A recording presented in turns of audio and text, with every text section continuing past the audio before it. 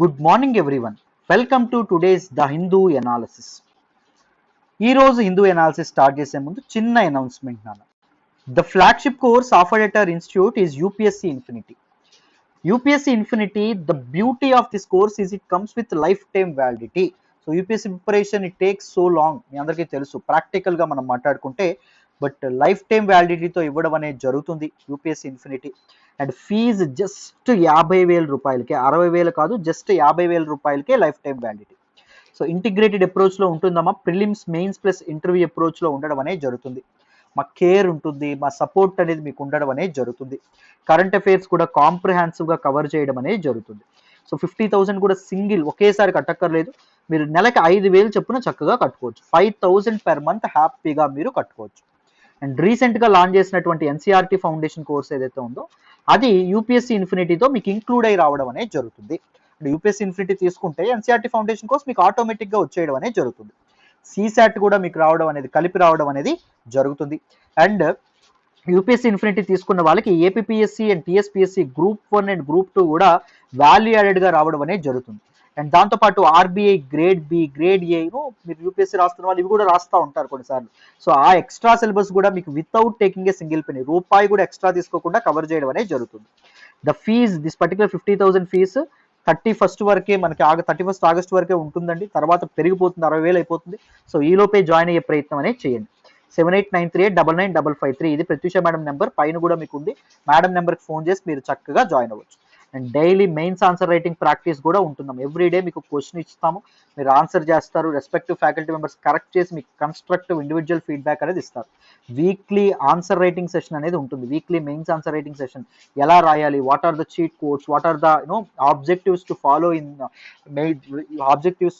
What are the procedure to follow in mains answer writing practice, ఇవన్నీ మీకు guide చేయడం అనేది జరుగుతుంది. కరెంట్ అఫైర్స్ చాలా కాంప్రహెన్సివ్గా మీకు కవర్ అవుతుంది. Make use of this opportunity. చక్కగా జాయిన్ అయ్యే ప్రయత్నం చేయండి. నన్ను నమ్మి జాయిన్ అవ్వండి, మీ నమ్మకం అయితే అసలు ఒమ్ము కాదు. And UPSC current affairs course fee అనేది ఇప్పుడు 7,000 అమ్మ, 7,000 రూపాయలు. 7,000 రూపాయలకి లైఫ్ టైం వ్యాలిడిటీ అందించడం అనేది జరుగుతుంది. కరెంట్ అఫైర్స్ కోసం నేను ఎప్పుడు ఒకటే చెప్తాను, నన్ను నమ్మండి, జాయిన్ అవ్వండి. జాయిన్ అయిన తర్వాత 6 months, 6 నెలల పాటు మీ డెడికేషన్ అండ్ టైం నాకు ఇవ్వండి. You will master current affairs, that is for sure. Current affairs మీరు నేర్చుకోవడమే కాదు, వేరే వాళ్ళకి చెప్పేంత స్థాయికి కూడా మీరు ఎదుగుతారు. మళ్ళీ చెప్తున్నాను. సో కంప్లీట్గా ఇన్ డీటెయిల్, ఇన్ డెప్త్ ప్రతి ఆర్టికల్ని నేను డిస్కస్ చేస్తాను. So make use of this opportunity, right? మరి ఇప్పుడు హిందూ ఎనాలిసిస్ స్టార్ట్ చేద్దాం. ఫస్ట్ ఆర్టికల్ డిస్కస్ చేద్దాం, జాగ్రత్తగా వినాలి నన్ను. ఈ రోజు హిందూ ఎనాలిసిస్లో మనం మాట్లాడుకునే మొదటి ఆర్టికల్ చూడండి నాన్న. US not interested in trade pact, says Goyal. Very important article regarding GS paper 2 అమ్మ. ఇంటర్నేషనల్ రిలేషన్స్లో మనం మాట్లాడుకోవడం అనేది జరుగుతుంది. ఈ ఆర్టికల్ నేను ద హిందూలోని ఢిల్లీ ఎడిషన్లో పేజ్ నెంబర్ 1 నుంచి సెలెక్ట్ చేసుకోవడం అనేది జరిగింది నాన్న. జాగ్రత్తగా వింటే క్లియర్గా ఈ ఆర్టికల్ మీకు అర్థమవుతుంది. జాగ్రత్తగా వినండి అమ్మ.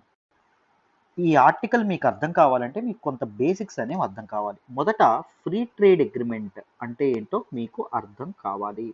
సో ఈ ఫ్రీ ట్రేడ్ అగ్రిమెంట్ అంటే ఏంటో అర్థమైతే మీకు కంప్లీట్గా డీటెయిల్డ్గా అర్థమవుతుంది ఈ ఆర్టికల్. జాగ్రత్తగా వినండి. So free trade agreement is an agreement or a pact between 2 nations, రెండు దేశాల మధ్య జరిగినటువంటి ఒక అగ్రిమెంట్ లేదా pact to make the trade free from barriers. Barriers లేనటువంటి ట్రేడ్ని ఎస్టాబ్లిష్ చేయడానికి, ఎక్స్పోర్ట్స్ ఇంపోర్ట్స్ని ఎస్టాబ్లిష్ చేయడానికి రెండు కంట్రీస్ మధ్య జరిగినటువంటి అగ్రిమెంట్ని ఫ్రీ ట్రేడ్ అగ్రిమెంట్ అంటాం. సపోజ్ ఎగ్జాంపుల్తో చెప్తాను చూడండి. సపోజ్ ఇండియా ఉంది, సెకండ్ ఇక్కడ ఆస్ట్రేలియా ఉంది. సపోజ్ ఇండియన్ గూడ్స్ ఆస్ట్రేలియాకి ఎక్స్పోర్ట్ అయ్యాయి అనుకోండి. ఆస్ట్రేలియా ఎక్స్పోర్ట్స్ మీద ఏం ఇంపోజ్ చేస్తుంది అంటే తారిఫ్ వేయడం అనేది జరుగుతుంది. ఇంపోర్ట్ డ్యూటీస్ ఇవన్నీ వేయడం అనేది జరుగుతుంది. అండ్ ఆస్ట్రేలియా అనేది ఇండియాకి గూడ్స్ అనేవి ఎక్స్పోర్ట్ చేసింది అనుకోండి. What India will do, India will impose tariffs on it. దాని మీద కొన్ని ట్యాక్స్ వేస్తుంది. ఈ తారిఫ్స్ ఎందుకు వేస్తాయి మామూలుగా కంట్రీస్ అంటే to protect there domestic industry. Suppose చెప్తాను చూడండి. ఇండియాలో ఒక ఫోన్ అనేది తయారవుతుంది. సపోజ్ మైక్రోమాక్స్ ఫోన్ అనేది తయారవుతుంది అనుకోండి. సో మైక్రోమాక్స్ యొక్క ఫోన్ కాస్ట్ 10,000 అనుకోండి. సో ఇప్పుడు ఆస్ట్రేలియా యొక్క ఫోన్ అనేది 9,000కే దొరికింది అనుకోండి. అర్థమైందా? సో మన తాలూకా పీపుల్ కన్స్యూమర్ బిహేవియర్ ఎలా ఉంటుంది? ఏది తక్కువ కాస్ట్ వస్తుందో దాన్ని వాళ్ళు కొనడం అనేది జరుగుతుంది.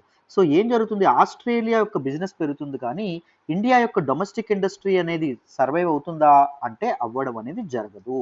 సో అందుకు తారిఫ్ చేస్తారు. ఎక్స్ట్రా ఇప్పుడు మన తాలూకు ఇండియా వాళ్ళు ఏం చేస్తారు? ఒక 1,200 రూపాయలు తారిఫ్ వేస్తారు. సో మొత్తం కలిపి ఎంత అవుతుంది? 10,200 రూపాయలు అవుతుంది. 10,200 చీపా, 10,000 చీపా, 10,000 చీపా. అప్పుడు మైక్రోమాక్స్ కొంటారు. అర్థమైందా? లేదు వేరే బ్రాండ్ కొనాలి అంటే అప్పుడు ఆస్ట్రేలియాది కొనడం అనేది ఫస్ట్ ప్రిఫరెన్స్ మాత్రం ఇండియన్ బ్రాండ్కి ఇస్తారు. సో అదే విధంగా ఆస్ట్రేలియా కూడా మన ఎక్స్పోర్ట్స్ మీద ఎందుకు ఇది వేయడం అనేది జరుగుతుంది? వాళ్ళ డొమెస్టిక్ ఇండస్ట్రీ ఏదైతే ఉంటుందో అది సేఫ్ గార్డ్ చేసుకోవడం కోసం.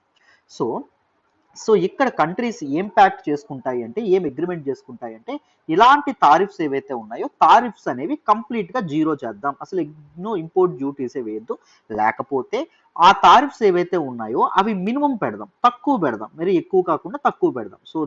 సో నా ఆస్ట్రేలియా యొక్క మార్కెట్ ఏదైతే ఉంటుందో దాన్ని ఇండియా ఉపయోగించుకోవచ్చు. ఇండియా యొక్క 1.3 బిలియన్ మార్కెట్ ఏదైతే ఉంటుందో దాన్ని ఆస్ట్రేలియా కూడా ఉపయోగించుకోవచ్చు. ఇలా ఫ్రీ ట్రేడ్ అగ్రిమెంట్స్ అనేవి రెండు కంట్రీస్ మధ్య ఈ వాణిజ్య సంబంధాలు ఏవైతే ఉంటాయో వాటిని మెరుగుపరచడం అనేది జరుగుతుంది. తద్వారా డబ్బు బట్టే రిలేషన్స్ కూడా ఉంటాయి, అంతే కదా? మీ దగ్గర డబ్బు ఉన్నంత కాలం రిలేషన్స్ బాగుంటాయి బయట వాళ్ళతో కూడా. సో అప్పుడు ఇండియా ఆస్ట్రేలియా మధ్య సంబంధాలు కూడా బాగుండడం అనేది జరుగుతుంది. So free trade agreements are very strategic agreements అండి, దే ఆర్ వెరీ నెససరీ అని చెప్పి మనం అర్థం చేసుకోవచ్చు for the relations between two nations. అయితే చూడండి, మీకు ఫ్రీ ట్రేడ్ అగ్రిమెంట్ అంటే అర్థమైంది కదా. ఇప్పుడు న్యూస్లోకి ఏమొచ్చిందో చెప్తాను. India and US are deliberating to sign a free trade agreement pact. ఒక ట్రేడ్ ప్యాక్ట్ సైన్ చేద్దామని ఎప్పటి నుంచో అనుకోవడం అనేది ఒక ఫ్రీ ట్రేడ్ అగ్రిమెంట్ సైన్ చేద్దామని చర్చలు జరుపుతున్నాయి. కానీ ఇప్పుడు మన తాలూకా India's commerce and industries minister అయినటువంటి పీయూష్ గోయల్ ఎవరైతే ఉన్నారో ఆయన ఏం చెప్పారు అంటే, యుఎస్ అనేది it is not very interested in the free trade agreement with India. ఇండియాతో ఫ్రీ ట్రేడ్ అగ్రిమెంట్ చేసుకోవడానికి యుఎస్ అనేటటువంటిది అంత ఇంట్రెస్ట్ గా లేదు అని చెప్పడం అనేది జరిగింది ఆయన. Right, unlike the previous US administration under president Donald Trump. మనకి డొనాల్డ్ ట్రంప్ టైంలో మనం యుఎస్ వైపు చాలా ఒరగడం అనేది జరిగింది. యుఎస్ అండ్ దాంతో పాటు ఇండియా బాయ్ అనుకున్న ట్రంప్ మన ఇండియాకి వచ్చారు, మనం మోడీ గారు మన యుఎస్కి వెళ్ళడం అనేది జరిగింది. రిలేషన్ అనేది బాగా ఉండడం అనేది జరిగింది.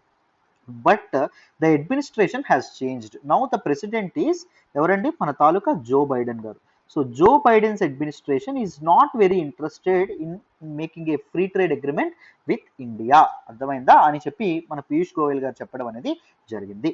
So India and US trade ఏదైతే ఉంటుందో అది ఎఫెక్చుయేట్ అవ్వట్లేదు, సో అది ముందుకు వెళ్ళట్లేదు. కాబట్టి Indian commerce and industry minister ఏం చెప్పారు అంటే, ఓన్లీ మనం రెండు కంట్రీస్ మధ్య ట్రేడ్ అనేది డెవలప్ చేయాలంటే we should resolve the issues. Only issues ని రిజాల్వ్ చేసుకోవడం వల్ల మాత్రమే మనం ట్రేడ్ ఇంప్రూవ్ చేయగలం, లేకపోతే ఇంప్రూవ్ చేయలేం. ఎందుకు? ఫ్రీ ట్రేడ్ అగ్రిమెంట్ అనేది జరగట్లేదు కాబట్టి అని చెప్పడం అనేది జరిగింది. What are these issues? First one is non tariff barriers. Non tariff barriers, మీకు ఇప్పుడు వరకు నేను తారిఫ్ వేస్తారు అని చెప్పాను, తారిఫ్ వేసి బ్యారియర్ సృష్టిస్తారు అంటే ఇప్పుడు చూడండి, ఇక్కడ మనకి ఇక్కడ ఎగ్జాంపుల్లో మనం ఏం చెప్పుకున్నాం, ఆస్ట్రేలియా యొక్క గూడ్స్ ఇండియాకి ఎక్స్పోర్ట్ అయినప్పుడు ఇండియా టారిఫ్ వేస్తుంది, డ్యూటీస్ వేస్తుంది. డ్యూటీస్ వేసి ఆస్ట్రేలియా యొక్క ఇదేదైతే ఉంటుందో ట్రేడ్ ఏదైతే ఉంటుందో దానికి ఒక బ్యారియర్, ఒక అడ్డుకట్ట వేయడం అనేది జరుగుతుంది ఇండియన్ మార్కెట్లో అది రెచ్చిపోకుండా మన డొమెస్టిక్ ఇండస్ట్రీని సేఫ్ గార్డ్ చేయడానికి. టారిఫ్స్ మాత్రమే కాకుండా నాన్ టారిఫ్స్ బ్యారియర్స్ కూడా వేస్తారు. సపోజ్ చెప్తాను చూడండి, ఇండియా అనేది డ్యూటీ వేస్తుంది కదా, సో అందుకోసం అని చెప్పి ఆస్ట్రేలియా ఏం చేస్తుంది, మొబైల్ మ్యానుఫ్యాక్చర్ కంపెనీకి కొన్ని సబ్సిడీస్ ఇవ్వడం జరుగుతుంది. సపోజ్ ఆ మొబైల్ ఆస్ట్రేలియా వదిలేటప్పుడు 9,000 రూపీస్. సో అప్పుడు ఆస్ట్రేలియా ఏం చెప్తుంది, ఈ మొబైల్ ఇండస్ట్రీ వాళ్ళకి, నువ్వు ఇన్ని ఇండియాకి ఎక్స్పోర్ట్ చేస్తున్నావు కదా, సో నీకు దీని మీద 2,000 సబ్సిడీ నేను ఇస్తాను అని చెప్తుంది. అప్పుడు ఆస్ట్రేలియా నుంచి బయటికి వెళ్ళేటప్పుడు at the doors of Australia ఎంత ఉంటుంది, దాని ధర 7,000 మాత్రమే ఉంటుంది. ఇండియా 1,200 వేసినా ఎంత అవుతుంది అంటే 8,200 మాత్రమే అవుతుంది. అప్పుడు మరి ఆస్ట్రేలియా ఇది చీప్ గా దొరుకుతుంది కదా, సో అప్పుడు ఆస్ట్రేలియా ఫోనే కొనడం అనేది జరుగుతుంది కదా. సో కంట్రీస్ ఏం చేస్తాయి, వాళ్ళ ట్రేడ్ అనేది ఈ తారిఫ్ బ్యారియర్స్ నుంచి తప్పించుకోవడానికి, అవతల కంట్రీ వేసినటువంటి తారిఫ్ బ్యారియర్స్ నుంచి తప్పించుకోవడానికి ఈ నాన్ తారిఫ్ బ్యారియర్స్ ఏవైతే ఉన్నాయో అవి ఉపయోగించడం అనేది జరుగుతుంది. సో మన రీసెంట్ గా ఏం చేసింది, ఇండియాకి యుఎస్ కి ఫ్రీ ట్రేడ్ అగ్రిమెంట్ లేదు కాబట్టి ఇండియా ఈ నాన్ టారిఫ్ బ్యారియర్స్ ని వాడడం అనేది జరిగింది. ఎందుకు, to raise India's exports, India US market ని ఇండియా లెవరేజ్ చేసుకోవడానికి. సో మన వాళ్ళకి సబ్సిడీస్ ఇవ్వడం కానీ ఇలాంటివన్నీ చేయడం అనేది జరిగింది. ఎందుకు, వాళ్ళ కాస్ట్ ఆఫ్ ప్రొడక్షన్ ఏదైతే ఉంటుందో దాన్ని తగ్గించడం కోసం. సో దానివల్ల ఇండియాకి అండ్ దాంతోపాటు మన తాలూకా యుఎస్ ఏదైతే ఉంటుందో యుఎస్ కి మధ్య కొద్దిగా కాన్ఫ్లిక్ట్ అనేది రావడం అనేది జరిగింది. సో మీరు ట్రేడ్ మ్యానిపులేషన్ అనేది చేస్తున్నారు by using this non tariff barriers అని చెప్పడం అనేది జరిగింది. అండ్ దాంతోపాటు ఇంకొక ఇష్యూ ఏంటి, నాన్ టారిఫ్ బ్యారియర్స్ కాకుండా అంటే standard agreements, recognition of standard agreements. రెండు కంట్రీస్ మధ్య ఇప్పటి వరకు ట్రేడ్ గురించి జరిగినటువంటి అగ్రిమెంట్స్ ఏవైతే ఉన్నాయో కొన్ని ఇష్యూస్ వల్ల రెండు కంట్రీస్ రికగ్నైజ్ చేయకపోవడం, ముఖ్యంగా ఈ స్టాండర్డ్ అగ్రిమెంట్స్ ని యుఎస్ అనేది రికగ్నైజ్ చేయకపోవడం కూడా రెండు కంట్రీస్ మధ్య ట్రేడ్ ఏదైతే ఉంటుందో సిగ్నిఫికెంట్ గా డిక్లైన్ అవ్వడం అనేది జరిగింది. సో ఇప్పుడు ఇండియా అనేది బైడెన్ agreement, free trade agreement sign చేయడానికి ఇంట్రెస్ట్ లేదు కాబట్టి only by resolving these issues, what are those issues, these non tariff barrier issues and దాంతోపాటు standard agreement, recognition of standard agreement issues ఏవైతే ఉన్నాయో వాటిని మనం సక్రమంగా ఇది చేసుకోవడం ద్వారానే మనం రెండు కంట్రీస్ మధ్య ట్రేడ్ అనేది ఎస్టాబ్లిష్ చేయొచ్చు. A robust India-US trade relationship could provide the necessary impetus for economic recovery. రెండు కంట్రీస్ కూడా COVID-19 కారణంగా ఎకనామిక్ స్లో డౌన్ అవ్వడం అనేది జరిగింది. So post Covid economic recovery అనేది సక్రమంగా జరగాలి అంటే, రెండు కంట్రీస్ లాభపడాలి అంటే ఏం చేయాలి, robust India US trade relationship అనేది ఉండాలి. ఇండియాకి యుఎస్ కి వాణిజ్యపరమైనటువంటి సంబంధాలు ఏవైతే ఉంటాయో అవి ఎస్టాబ్లిష్ అవ్వాలి. అవి ఎస్టాబ్లిష్ అయితేనే సో ట్రేడ్ అనేది పోస్ట్ కోవిడ్ రికవరీకి ఉపయోగపడుతుంది అని చెప్పడం అనేది జరిగింది. రైట్. సో నెక్స్ట్ మనకి ఇండియాకి ఫ్రీ ట్రేడ్ అగ్రిమెంట్స్ చాలా కంట్రీస్ లో ఉండడం అనేది జరిగింది అండ్ కొన్ని కంట్రీస్ తో ఇండియా ఆలోచిస్తుంది అన్నమాట. సో ఇంకా దీనిలో ఉంది, సపోజ్ బంగ్లాదేశ్ తో ఒక ఫ్రీ ట్రేడ్ అగ్రిమెంట్ గురించి ఇండియా చర్చలు జరపడం అనేది జరుగుతుంది. అండ్ దాంతోపాటు ఆస్ట్రేలియాతో కూడా ఒక ఫ్రీ ట్రేడ్ అగ్రిమెంట్ సైన్ చేద్దాం అనుకుంటున్నారు, అండ్ యూకేతో, అండ్ దాంతోపాటు యునైటెడ్ అరబ్ ఎమిరేట్స్ యుఏఈతో, అండ్ దాంతోపాటు కెనడాతో కూడా, అండ్ దాంతోపాటు యూరోపియన్ యూనియన్. అర్థమైందా? సో ఈ free trade agreements they are various levels of discussion and implementation. ఇవన్నీ డిస్కషన్స్ లో ఉండడం అనేది జరిగింది. ఓన్లీ ఈ డిస్కషన్స్ అనేవి సఫలీకృతమయ్యి డిస్కషన్స్ అనేవి పాజిటివ్ అవుట్పుట్ ఇస్తే తప్ప పోస్ట్ ఎకనామిక్ రికవరీ కష్టం అవడం అనేది జరుగుతుంది ఇండియాకి. ముఖ్యంగా ఎక్స్పోర్ట్ ఎకానమీ మీద ఇండియా లెవరేజ్ చేసుకోవాలి అంటే, ఎక్స్పోర్ట్ ఎకానమీ మీద ఇండియా క్యాపిటలైజ్ చేసుకోవాలి అనుకుంటే ఏం అవసరం, దిస్ ఫ్రీ ట్రేడ్ అగ్రిమెంట్స్ అనేవి ఒక కొలిక్కి రావడం అనేది చాలా చాలా అవసరం. రైట్. ఇది మనకి దీనిలో చెప్పడం అనేది జరిగింది. మరి నెక్స్ట్ ఆర్టికల్ డిస్కస్ చేద్దాం, జాగ్రత్తగా వినాలి, మీకు ఈజీగా అర్థమవుతుంది. ఈ రోజు హిందూ అనాలిసిస్ లో మనం మాట్లాడుకునే నెక్స్ట్ ఆర్టికల్ చూడండి, CM to inaugurate city's first smog tower. Very very important article regarding GS paper 3 environment and ఎకాలజీలో మనం చదువుకుంటాం, జిఎస్ పేపర్ 3లోనే సైన్స్ అండ్ టెక్నాలజీలో కూడా మనం చదువుకోవడం అనేది జరుగుతుంది. ఈ ఆర్టికల్ని నేను ద హిందూలోని ఢిల్లీ ఎడిషన్లో పేజ్ నెంబర్ 2 నుంచి సెలెక్ట్ చేసుకున్నానండి. సో ఢిల్లీ సీఎం కేజ్రీవాల్ గారు సో ఢిల్లీలో ఫస్ట్ స్మాగ్ టవర్ అనేది ఇనాగరేట్ చేయబోతున్నారు. అర్థమైందా? Delhi will soon inaugurates its first smog tower. So ఈ పర్టికులర్ ఆస్పెక్ట్లో స్మాగ్ టవర్ అంటే ఏంటి అండ్ దాంతోపాటు అది ఎలా పనిచేస్తుంది, వీటన్నింటి గురించి డీటెయిల్గా తెలుసుకుందాం, జాగ్రత్తగా వినాలి. So first what is a smog tower అనేది మనం తెలుసుకోవాలి. రీసెంట్గా చైనా కూడా ఇన్స్టాల్ చేసింది, నెదర్లాండ్స్ ఇలాంటి చాలా కంట్రీస్ దీన్ని స్టార్ట్ చేయడం అనేది జరిగింది. Smog tower is a structure that is designed to work as a large scale air purifier. ఇది ఒక లార్జ్ స్కేల్ ఎయిర్ ప్యూరిఫైయర్ గా వర్క్ చేయడం అనేది జరుగుతుంది. వర్క్ చేయడానికి దీన్ని డిజైన్ చేయడం అనేది జరిగింది. And it is fitted with multiple layers of filters.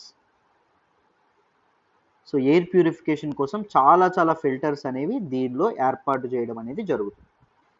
These filters trap fine dust particles. ఇవి చిన్న చిన్న డస్ట్ పార్టికల్స్ ఏవైతే ఉంటాయో వాటిని ట్రాప్ చేయడం అనేది జరుగుతుంది.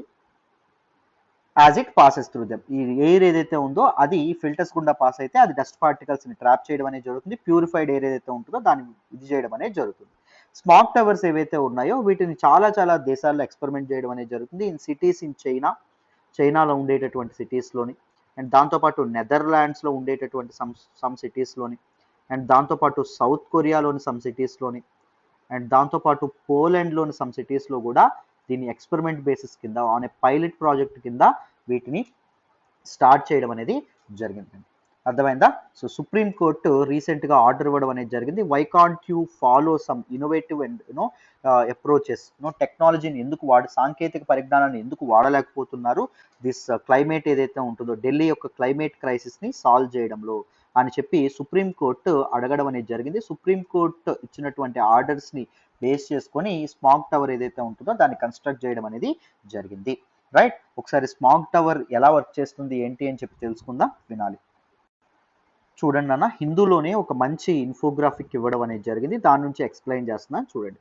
Smog tower is a 24 meter high steel. So ఈ స్మాగ్ టవర్ ఎలా ఉండబోతుంది, 24 మీటర్స్ హైట్ ఉంటుంది. And it is constructed by using 2 important elements, steel and cement ని వాడి ఈ స్ట్రక్చర్ ని కన్స్ట్రక్ట్ చేయబోతున్నారు. It fitted with fans. దీనికి ఫ్యాన్స్ అనే ఉండడం అనేది జరుగుతుంది. ఇదిగోండి ఇవి ఫ్యాన్స్. అండ్ దాంతోపాటు ఫిల్టర్స్, ఇదిగోండి ఇవి ఫిల్టర్స్ అనేవి ఇది చేయాలనుకుంటున్నారు. దానిలో ఆ స్ట్రక్చర్లో ఉండడం అనేది జరుగుతుంది. ఎందుకు ఇది? టు ప్యూరిఫై ఎయిర్ ప్యూరిఫికేషన్ కోసం. నెక్స్ట్ చూడండి, a total of 40 big fans at the bottom of the tower will suck in polluted air from the top and it will pass through 5000 filters installed at the bottom. ఎలా పనిచేస్తుందో చూడండి. Polluted air ఏదైతే ఉంటుందో అది పైనుంచి ఇలా లోపలికి pass అవ్వడం అనేది జరుగుతుంది. ఎందుకు? ఈ ఫ్యాన్స్ ఏవైతే ఉన్నాయో ఈ ఫ్యాన్స్ హై స్పీడ్తో తిరుగుతాయండి. ఫ్యాన్స్ హై స్పీడ్తో తిరిగినప్పుడు అది ఫ్యాన్స్ ఏం చేస్తాయి, ఎయిర్ని లాగడం అనేది, లోపలికి లాగడం అనేది జరుగుతుంది. సో లోపలికి వచ్చినటువంటి ఎయిర్ ఏదైతే ఉంటుందో దిస్ ఈజ్ 5000 ఫిల్టర్స్ అండి. ఇక్కడ 5000 ఫిల్టర్స్ ఉండడం అనేది జరుగుతుంది. ఈ ఫిల్టర్స్ కూడా పాస్ అవ్వడం అనేది జరుగుతుంది. The 3M filtrate filters contain electrostatically charged filter media and can capture particles as small as 0.3 to 10 microns in size. So these filters ఏవైతే ఉన్నాయో they are electrostatically charged and they are charged filters. And అవి ఏం చేస్తాయి, they can capture 0.3 to 10 microns of అంత small particles ఏవైతే ఉన్నాయో వాటిని capture చేయడం అనేది జరుగుతుంది, తనలో క్యాప్చర్ చేయడం అనేది జరుగుతుంది. సో ఈ టవర్ ఏదైతే ఉంటుందో క్యాప్చర్ చేసిన తర్వాత ఈ ఎయిర్ ఏదైతే ఉంటుందో అది బయటికి ఎజెక్ట్ అవ్వడం అనేది జరుగుతుంది. On ground air will come out. అర్థమైందా? జాగ్రత్త గుర్తుపెట్టుకోండి. The tower is built at a cost of 20 crore. So 20 కోట్ల ఖర్చుతో ఈ టవర్ ని బిల్డ్ చేస్తున్నారు. And 1000 cubic meter of air per second will be purified by the tower. So second కి 1000 cubic meter of air అనేది purify అవ్వడం అనేది జరుగుతుందమ్మా. The tower has been built as a pilot study following the supreme court orders. చెప్పాను కదా, supreme court ఆర్డర్స్ని base చేసుకొని దీన్ని తయారు చేయడం అనేది జరిగింది. అర్థమైందా? And this tower is expected to influence the air quality of more than 1 kilometers in the down wind direction. So చూడండి, చుట్టూ ఉన్నటువంటి 1 kilometers రేంజ్ ఏదైతే ఉంటుందో అక్కడ ఈ ఎయిర్ ప్యూరిఫికేషన్ ఇది ఇన్ఫ్లుయెన్స్ చేయడం అనేది జరుగుతుంది, ఎయిర్ ప్యూరిఫై అవ్వడం అనేది జరుగుతుంది అని చెప్పి మనకి ఇక్కడ చెప్పడం అనేది జరిగింది. So this is how this particular smog tower works. And what is the importance of this particular smog tower? The smog tower will purify polluted air. Polluted air ni purify చేయడం అనేది జరుగుతుంది. And it will help control air pollution in Delhi. ఢిల్లీలో air pollution అనేది ఒక serious concern కదా. So air pollution ని control చేయడం అనేది జరుగుతుంది. అర్థమైందా? ఒక పైలట్ ప్రాజెక్ట్ కింద దీన్ని స్టార్ట్ చేశారు. ఢిల్లీలో ఎయిర్ పొల్యూషన్ ఏదైతే ఉందో it is a point of concern అమ్మ. సో ఢిల్లీలో పొల్యూషన్ లెవెల్స్ ఏవైతే ఉన్నాయో they are increasing dramatically during winter టైంలో చాలా ఎక్కువగా ఇదవడం అనేది జరుగుతుంది. వల్నరబుల్ అండ్ అన్హెల్దీ పాపులేషన్స్ ఎవరైతే ఉన్నారో వాళ్ళ మీద చాలా ఇంపాక్ట్ పడడం అనేది జరుగుతుంది. శ్వాస తీసుకోవడంలో ఇబ్బంది ఏర్పడడం అనేది జరుగుతుంది. ఈ పార్టిక్యులర్ మ్యాటర్ 2.5 కానీ పార్టిక్యులర్ మ్యాటర్ 10 కానీ వీటి వల్ల చాలా చాలా ఇంపాక్ట్ అనేది ఉంది. దీస్ ఆర్ ఈజీలీ ఇన్హాలబుల్ అండి. సో మనం ఊపిరి తీసుకున్నప్పుడు లోపలికి వెళ్ళిపోతాయి, ఊపిరితిత్తుల్లో స్ట్రక్ అవ్వడం అనేది జరుగుతుంది. దానివల్ల చాలా ఇంపాక్ట్స్ అనేవి పెరుగుతున్నాయి. ముఖ్యంగా కోవిడ్ అనేది ఊపిరితిత్తుల మీద ఎఫెక్ట్ చూపిస్తుంది కాబట్టి ఎయిర్ పొల్యూషన్ కంట్రోల్ చేయాల్సిన అవసరం చాలా చాలా ఉంది.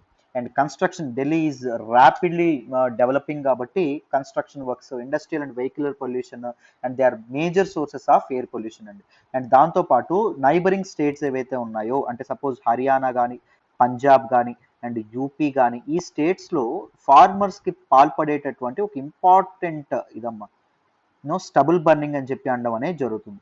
సో ఈ స్టబుల్ బర్నింగ్ వల్ల కూడా చాలా వరకు ఎయిర్ పొల్యూషన్ కారణం అవ్వడం అనేది జరుగుతుంది, right. And unfavourable meteorological climate change వల్ల దిస్ వాతావరణం ఏదైతే ఉంటుందో దానిలో చాలా మార్పులు రావడం అనేది జరుగుతుంది, రైట్. కామ్ విండ్స్, లో టెంపరేచర్స్, ఇవన్నీ ఢిల్లీలో ఉన్నటువంటి ఎయిర్ పొల్యూషన్ అగ్రివేట్ చేయడం అనేది జరుగుతుంది, అంటే సివియర్ చేయడం అనేది జరుగుతుంది. What do you mean by stubble burning తెలుసని అనుకుంటున్నాను. రైతులు పంట పండిస్తారు, పంట పండిన తర్వాత కోత కోసిన తర్వాత ఈ గ్రౌండ్ మీద ఇలా చిన్నది ఒకటి మిగిలిపోతుంది. దీన్ని ఏం చేస్తారు అంటే బర్న్ చేయడం అనేది జరుగుతుంది, దీన్ని కాల్చివేయడం అనేది జరుగుతుంది. ఎందుకు? ఏమైనా పెస్ట్స్ కానీ లేకపోతే ర్యాట్స్ కానీ ఉంటే అవి చచ్చిపోతాయి.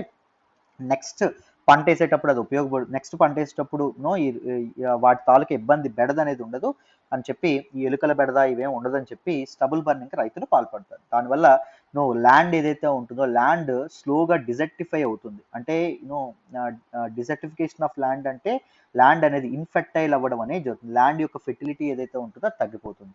అండ్ దాంతోపాటు ఎందుకంటే there will be a loss of minerals that are very useful for crop cultivation. And stubble burning environment మీద కూడా చాలా ఎఫెక్ట్ అనేది చూపించడం అనేది జరుగుతుంది because of the smoke producer from this stubble burning activity, right. So this is very very important article. In detail in depth మీకు డీటెయిల్డ్గా ఈ పర్టికులర్ ఆర్టికల్ కూడా అర్థమైందనే అనుకుంటున్నాను, రైట్.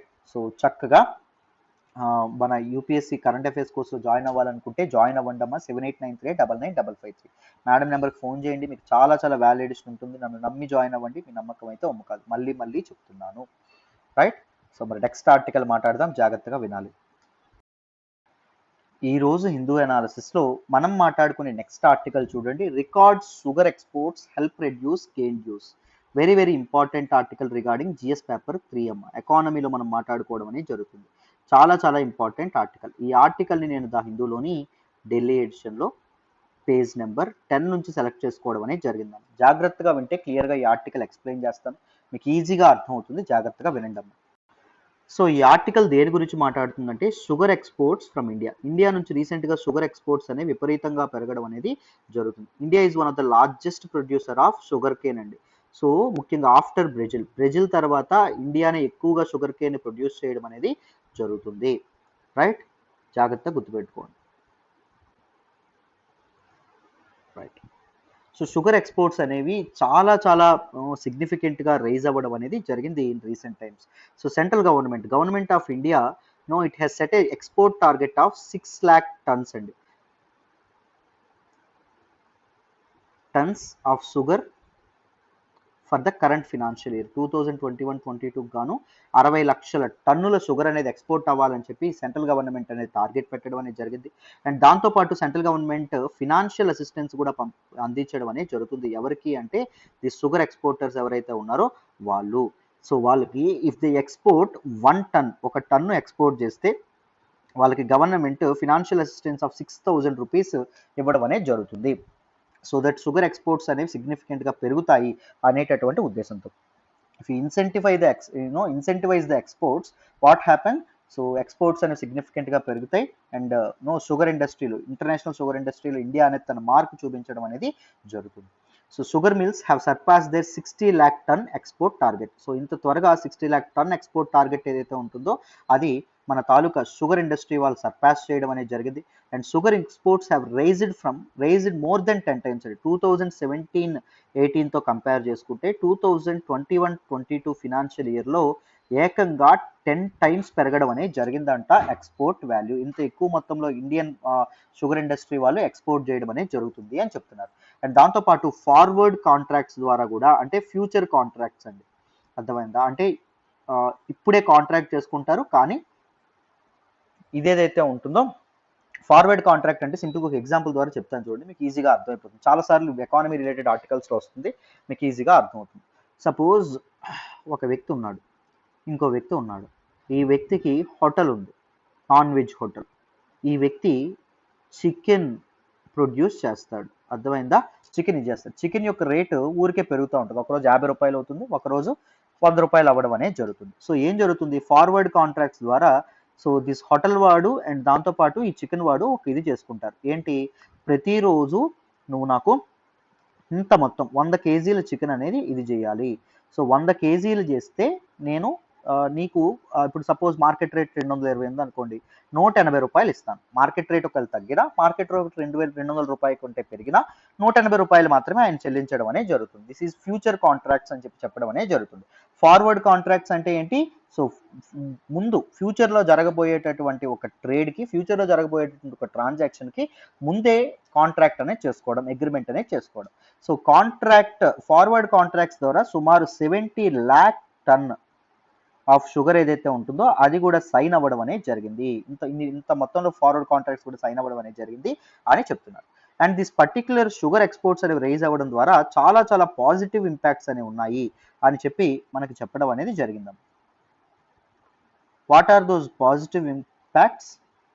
ది షుగర్ మిల్స్ ఏవైతే ఉన్నాయో they realise better price discovery. So exports పెరగడం వల్ల వాటికి బెటర్ ప్రైస్ అనేటటువంటిది వచ్చేటటువంటి అవకాశం ఉంటుంది. బెటర్ మంచి మంచి రేట్ అనేది పలికేటటువంటి అవకాశం ఉంటుంది in the international markets. The export revenue has allowed mills to partially pay off their dues. So ఈ మిల్స్ ఏవైతే ఉన్నాయో, మిల్స్ వీళ్ళు నష్టాల్లో ఉండడం వల్ల ఫార్మర్స్ ఎవరైతే ఉన్నారో ఫార్మర్స్కి వాళ్ళ డ్యూస్ అనేవి పే చేయడం అనేది జరగల. సో ఇది మొత్తానికి డ్యూస్ అనేది పే చేయడంలో ఇది చాలా చాలా ఉపయోగపడుతుంది, ఎక్స్పోర్ట్స్ రైజ్ అవ్వడం అని చెప్పడం అనేది జరిగింది to cane farmers. And reduce arrears to less than 9,000 crores. So మొత్తం 30,000 పైన కోట్లు ఉండేవి ఏరియాస్, బట్ ఇప్పుడు లెస్ దాన్ 9,000 crores అది తగ్గడం అనేది జరిగింది అని చెప్పడం అనేది జరిగింది. అర్థమైందా? Since India is one of the largest producer of sugar Kane, Indian domestic మార్కెట్లో దీస్ మిల్లర్స్ ఎవరైతే ఉంటారో వాళ్ళకి ప్రైస్ అనేది చాలా తక్కువ పడ్డం అనేది జరుగుతుంది. ఎందుకు? సప్లై అనేది విపరీతంగా ఉంది. సో మన మార్కెట్లో రేట్ పెరుగుతుందా అంటే రేట్ అనేది ఉండదు, అంతే కదా. సప్లై అనేది ఎక్కువగా ఉంటే డిమాండ్ అనేది తగ్గుతుంది, డిమాండ్ అనేది తక్కువ ఉంటే ప్రైసెస్ తగ్గుతాయి. సో ఎప్పుడైతే వీళ్ళు ఇంటర్నేషనల్ మార్కెట్ని రివరేజ్ చేయడం అనేది జరిగిందో వాట్ హ్యాపెండ్, వాళ్ళకి మంచి లాభాలు కూడా రావడం అనేది జరిగింది. అర్థమైందా? సో డొమెస్టిక్ మార్కెట్లో రేట్లు అనేది తక్కువగా ఉండడం వల్ల వాళ్ళ ఫార్మర్స్ కూడా పే చేయలేనటువంటి పరిస్థితి ఏర్పడడం అనేది జరిగింది. కానీ ఇప్పుడు వాళ్ళ పెండింగ్ పేమెంట్స్ అన్ని ఈజీగా పే చేయగలరు. ఎందుకు? ఎక్స్పోర్ట్స్ ఏవైతే ఉన్నాయో అవి రైజ్ అవ్వడం వల్ల. Pending payments to sugar cane farmers from sugar cane mills remain a thorny issue in several states. చాలా స్టేట్స్లో ఇది చాలా ఇష్యూగా ఉండడం అనేది జరిగింది. ఉత్తరప్రదేశ్ అండ్ దాంతోపాటు పంజాబ్ అండ్ దాంతోపాటు these are highest sugar cane producing states and Maharashtra ఏవైతే ఉన్నాయో మహారాష్ట్ర. ఇక్కడ షుగర్ కేన్ మిల్లర్స్ ఎవరైతే ఉన్నారో వాళ్ళు కేన్ ఫార్మర్స్ కి ఎరియర్స్ పే చేయనటువంటి పరిస్థితి ఉండడం అనేది జరిగింది. రైతులు ఇంకాస్త కష్టాల్లో కూరుకుపోవడం అనేది జరిగింది, ఆత్మహత్యలకు పాల్పడడం అనేది జరిగింది. సో ఎప్పుడైతే ఎక్స్పోర్ట్స్ అనేవి రైజ్ అవ్వడం అనేది జరిగిందో, బెటర్ ప్రైస్ అనేది ఇంటర్నేషనల్ మార్కెట్లో వీళ్ళకి దొరకడం అనేది జరిగిందో, what happen, these people can pay their arrears and ఇది ఫార్మర్స్ యొక్క ఇన్కమ్ డబుల్ చేయడానికి కూడా చాలా ఉపయోగపడింది. ఫార్మర్స్ షుగర్ కేన్ వేయడానికే చాలా భయపడేవాళ్ళు, బట్ ఇప్పుడు షుగర్ కేన్ వేయడానికి ముందుకు రావడం అనేది జరిగింది ఫార్మర్స్.